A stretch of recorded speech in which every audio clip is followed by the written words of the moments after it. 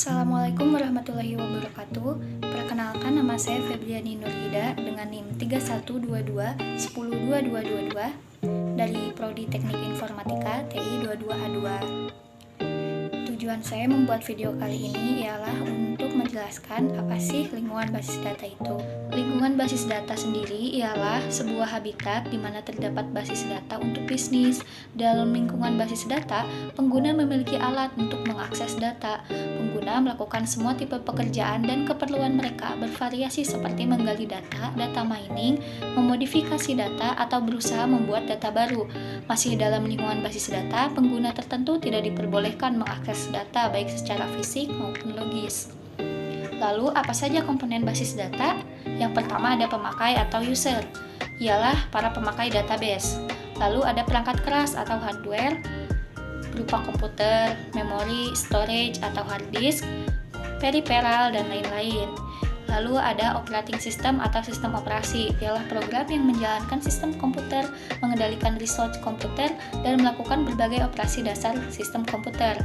Lalu ada aplikasi perangkat lunak lainnya, berupa program lain dalam sistem informasi. Lalu ada DBMS atau Database Management System, perangkat lunak yang memaintain data dalam jumlah besar. Kemudian basis data sendiri atau database, ialah file yang menyimpan berbagai objek data, berupa struktur tabel, indeks, dan lain-lain. Abstraksi basis data. Pertama ada view level, mendeskripsikan pengguna data yang berorientasi pada kebutuhan pengguna. Lalu ada conceptual level, mendeskripsikan data apa saja yang sesungguhnya disimpan pada basis data dan hubungan antar data, didefinisikan sebagai sebuah skema.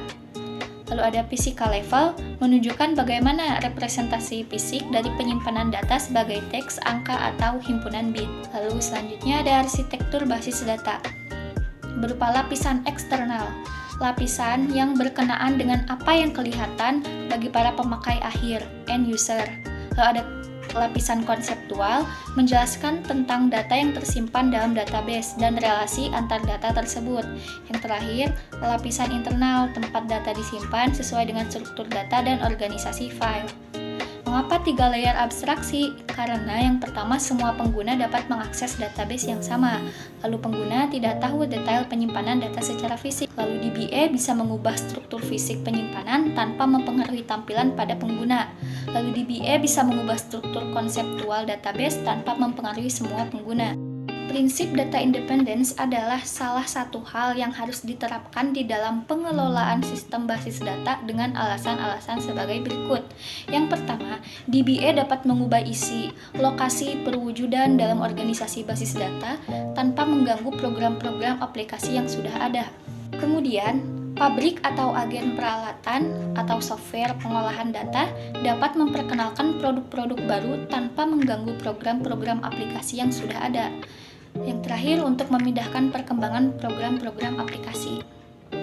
Lalu komponen basis data. Untuk mengelola database diperlukan suatu perangkat lunak, yaitu DBMS atau Database Management System. Database Management System merupakan paket program software yang dibuat agar memudahkan dan mengefisienkan pemasukan, pengeditan, penghapusan, dan pengambilan informasi terhadap database. Software yang tergolong ke dalam DBMS antara lain Microsoft SQL, MySQL, Oracle, Microsoft Access, dan lain-lain. Yang kedua, komponen DBMS. Ada perangkat keras berupa komputer dan bagian-bagian di dalamnya seperti prosesor, memori, dan hard disk. Komponen inilah yang melakukan pemrosesan dan juga untuk menyimpan basis data. Lalu ada basis data sendiri. Sebuah DBMS dapat memiliki beberapa basis data. Setiap basis data dapat berisi sejumlah objek basis data, file, tabel, indeks, dan sebagainya. Di samping berisi data, setiap basis data juga menyimpan definisi struktur, baik untuk basis data maupun objek-objek secara detail. Lalu ada perangkat lunak. Perangkat lunak ini terdiri dari sistem operasi dan perangkat lunak atau program pengelola basis data. Perangkat lunak inilah yang akan menentukan bagaimana data di organisasi disimpan, diubah, dan diambil kembali. Ia juga menerapkan mekanisme pengamanan data, pemakaian data secara bersama, pemaksaan keakuratan, atau konsistensi data, dan sebagainya. Contoh perangkat lunak di BMS Microsoft Access, SQL Server, Oracle, dan lain sebagainya. Yang ketiga, bahasa yang digunakan di BMS.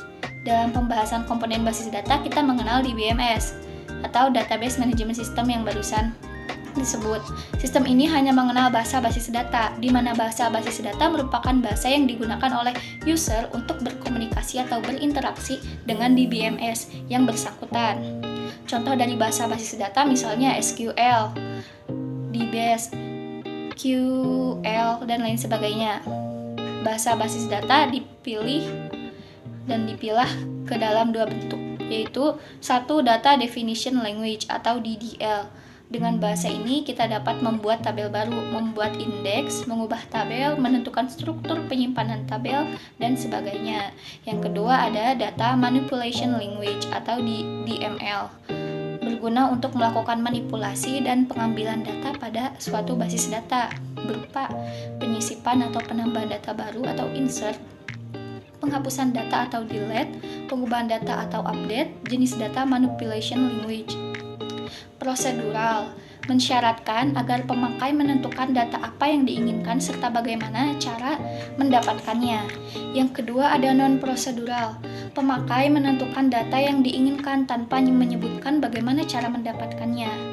Lalu ada model data, adalah kumpulan konsep yang terintegrasi yang menggambarkan data, hubungan antar data, dan batasan-batasan data dalam suatu organisasi.